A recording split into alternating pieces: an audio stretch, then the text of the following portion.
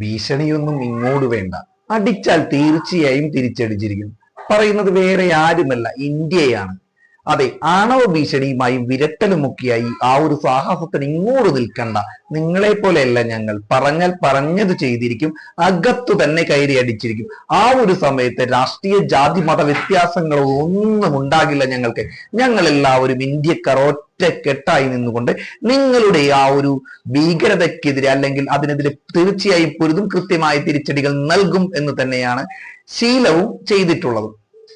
പ്രിയപ്പെട്ടവരെ, കഴിഞ്ഞ ദിവസം 79ാമത് സ്വാതന്ത്ര്യദിനം നാം ആഘോഷിച്ചു. ഡൽഹിയിലെ ചെങ്കോട്ടയിൽ വെച്ച് നമ്മുടെ രാജ്യത്തിന് പ്രധാനമന്ത്രി രാജ്യത്തെ അഭിസംബോധന ചെയ്ത് സംസാരിക്കുകയുണ്ടായി, രാജ്യത്തിന് സന്ദേശം നൽകുകയുണ്ടായി. അത് ഒരു കീഴ്വഴക്കം തന്നെയാണ്. പക്ഷേ അദ്ദേഹത്തിന് കുറച്ച് സന്ദേശങ്ങൾ രാജ്യത്തിന് പുറത്തേക്കും പോയി, അല്ലെങ്കിൽ പുറത്തുള്ള ആളുകൾക്ക് സന്ദേശം കൊടുത്തിരിക്കുകയാണ് എന്നാണ് എല്ലാവരും റിപ്പോർട്ട് ചെയ്യുന്നതെന്നും ആ സംഭാഷണം കേട്ടാൽ നമുക്ക് മനസ്സിലാകുന്നത്. അതിൽ പല കാര്യങ്ങളും അദ്ദേഹം പറഞ്ഞു. പക്ഷെ ഒരു കാര്യം മാത്രമാണ് ഞാൻ നിങ്ങളുടെ മുമ്പിൽ അവതരിപ്പിക്കുന്നത്. അതായത് ഇങ്ങോട്ട് കയറി ചൊറിയാൻ വന്നാൽ പാകിസ്ഥാനെ കനത്ത വില കൊടുക്കേണ്ടി വരുമെന്നാണ് അദ്ദേഹം സൂചിപ്പിച്ചിരിക്കുന്നത്. അതായത് കുറച്ചു നാളുകളായി ആണവ ഭീഷണിയും മറ്റുള്ള ത്രെട്ടുകളുമായി പാകിസ്ഥാന്റെ സൈനിക മേധാവി അസിം മുനീർ കിടന്ന് പൂണ്ട് വിളയാടുകയാണല്ലോ. പാകിസ്ഥാനെ പോലെയല്ല, ഇന്ത്യക്ക് ലോക രാജ്യങ്ങളുടെ മുമ്പിൽ ഒരു വിലയുണ്ട്. അതുകൊണ്ട് തന്നെ നമ്മളുടെ സ്റ്റേറ്റ്മെന്റ് കൃത്യമായിരിക്കും, നാം പറഞ്ഞാൽ അത് ചെയ്തിരിക്കും.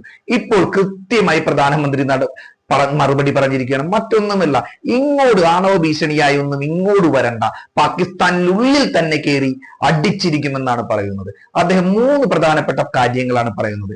അതായത് സിന്ധു നദീജല കരാർ റദ്ദാക്കിയതുമായി ബന്ധപ്പെട്ടാണ്. സിന്ധു നദീജല കരാർ റദ്ദാക്കി കഴിഞ്ഞാൽ പാകിസ്ഥാന് ജലം കിട്ടിയില്ലെങ്കിൽ അല്ലെങ്കിൽ ഇന്ത്യ ഒരു ഡാം പണിതു കഴിഞ്ഞാൽ 10 മിസൈലുകൾ ഇട്ട് പാകിസ്ഥാൻ ആ ഒരു ഡാം തകർത്തു കളയും എന്ന് തന്നെയാണ് അസിം മുനീർ പറഞ്ഞത്. എവിടെ വെച്ചാണെന്നറിയാമോ? ലോക പോലീസായ അമേരിക്കയുടെ മണ്ണിൽ വെച്ചാണ് ഈ തെറ്റ്. രണ്ടാമത്തെ കാര്യം എന്താണെന്ന് അറിയാമോ അദ്ദേഹം പറയുന്നത്? അതായത് ഞങ്ങളെ ഇങ്ങനെ ആക്രമിച്ചു കഴിഞ്ഞു കഴിഞ്ഞാൽ ഞങ്ങൾ ആണവ ആയുധം പ്രയോഗിക്കുകയും ലോകത്തിന്റെ പകുതി തന്നെ ഞങ്ങൾ കൊണ്ടുപോവുകയും ചെയ്യുമെന്നാണ് അസിം മുനീറിന്റെ ഭീഷണി. ഇതും അമേരിക്കയിൽ വെച്ചാണ്. ഇത് ഇന്ത്യക്കിട്ടുള്ള മാത്രം ഭീഷണിയാണോ? ഒന്ന് ആലോചിച്ചു നോക്കി. ലോകത്തിനിട്ട് തന്നെയുള്ള മൊത്തം ഭീഷണിയാണ് ഈ ആണവായുധ ഭീഷണി. എന്നിട്ട് അമേരിക്കക്കാർ എന്ത് പ്രതികരിച്ചു? ഒന്നും പ്രതികരിച്ചില്ല. കാര്യം, അതായത് ഒരു രാജ്യത്തെ പ്രധാനമന്ത്രിക്കോ പ്രസിഡന്റിനോ അല്ലാതെ ഒരു സൈനിക മേധാവിക്ക് വൈറ്റ് ഹൗസിൽ വിളിച്ച് വിരുന്ന് കൊടുക്കുന്നു ട്രംപ്. അതെന്താണ് കാരണമെന്ന് ഞാൻ പല വീഡിയോകളിലും പറഞ്ഞിട്ടുണ്ട്. ഒരിക്കലും അത് പാകിസ്ഥാനും USA രാജ്യങ്ങളും തമ്മിലുള്ള നയതന്ത്ര ബന്ധത്തിന്റെ ഭാഗമായല്ല.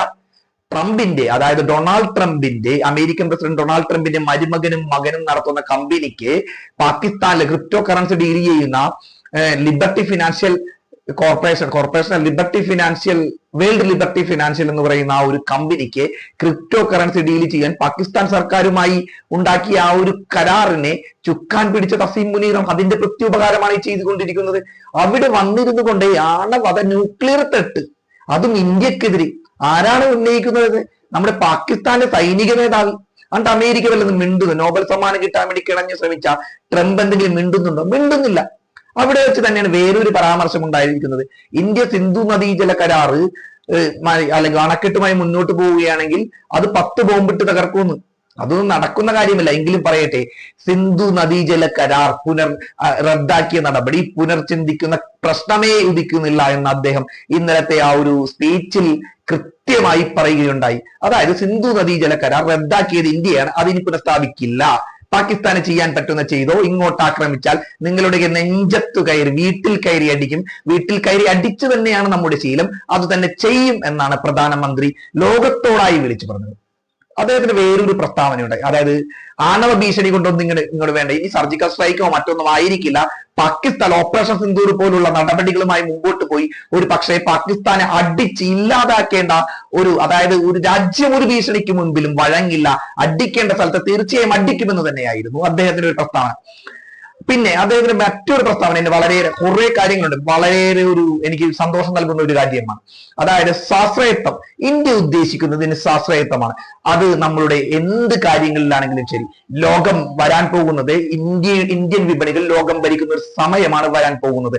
അതെ, അതായത് യുദ്ധമേഖലകളിലാണെങ്കിലും അല്ലാത്ത മേഖലകളിലാണെങ്കിലും ഒരു സ്വാശ്രയത്വം വരുത്തുവാനാണ് ഇന്ത്യ ഇൻഡിജീനിയസ് ആയിട്ടുള്ള കാര്യങ്ങൾ വികസിപ്പിച്ചു കൊണ്ടുവരാനാണ് ശ്രമിക്കുന്നത്. നല്ല കാര്യം. അത് പല കാര്യങ്ങളും പറഞ്ഞിട്ട് ഏത് വഴിയിലായി അല്ലെങ്കിൽ കൃത്യമായി എല്ലാ കാര്യവും പൂർത്തിയാക്കാൻ കഴിഞ്ഞില്ല എന്ന വിമർശനങ്ങളൊക്കെ പല സൈഡിൽ നിന്നും വരുന്നുണ്ട്. പക്ഷെ അതൊക്കെ മാറ്റി നിർത്തി ചിന്തിച്ചാൽ ഇതൊരു നടപ്പിലായാൽ കൃത്യമായി നല്ലൊരു കാര്യമാണ്. രാജ്യത്തെ കർഷകർക്കും സാധാരണക്കാർക്കും വ്യവസായികൾക്കും, അതായത് തൊഴിലില്ലായ്മ തന്നെയാണ് നമ്മൾ ഏറ്റവും രൂക്ഷം, തൊഴിൽ അടക്കമുള്ള കാര്യങ്ങൾ ആ ഒരു പ്രശ്നമൊക്കെ പരിഹരിക്കപ്പെടും. സ്വാശ്രയത്വം എന്ന് പറയുന്ന ആ ഒരു നടപടി ഇന്ത്യ 100% സ്വാശ്രയത്വത്തിൽ ആയാൽ ഇതെല്ലാം പരിഹരിക്കപ്പെടും എന്ന് തന്നെയാണ് ഞാൻ വിശ്വസിക്കുന്നത്. ഏതായാലും നമ്മളെ ഇടയ്ക്കിടയ്ക്ക് വന്ന ത്രെട്ട് ഭീഷണി, അതായത് പാകിസ്ഥാൻ വെറുതെ ഭീഷണിപ്പെടുത്തുകയും മാത്രമേ ഉള്ളൂ. നനഞ്ഞ ഓലപ്പടക്കമാണ്. ആറ്റം ബോംബ് ഭീഷണിയൊന്നും നൽകാൻ അവർക്ക് ഇന്ത്യക്ക് നേരെ നിൽക്കാൻ പോലും മുട്ടിടിക്കുന്ന പാകിസ്ഥാന് ഇതൊന്നും കഴിയില്ല. ട്രംപിന്റെ ബലത്തിൽ കണ്ടെന്ന് കളിച്ചാൽ കുറച്ചു നാൾ കഴിഞ്ഞാൽ ട്രംപ് പാലം ഭരിക്കുന്നത് എല്ലാവർക്കും അറിയാം. ഇപ്പോൾ ഏതായാലും ഇത്തരം വാർത്തകളുമായി അതായത് ഇൻഫർമേറ്റീവ് വീഡിയോസുമായി നിങ്ങളുടെ മുമ്പിൽ എത്തും എന്ന് പറഞ്ഞുകൊണ്ട് നിങ്ങൾക്ക് ഈ എന്റെ വീഡിയോ ഇഷ്ടമായെങ്കിൽ മാത്രം ചാനൽ സബ്സ്ക്രൈബ് ചെയ്യുന്ന കാര്യം ഒന്ന് പരിഗണിക്കുക. അടുത്ത വീഡിയോയിൽ കാണാമെന്ന വിശ്വാസത്തോടെ എല്ലാ സുഹൃത്തുക്കൾക്കും സഹോദരങ്ങൾക്കും ബൈ.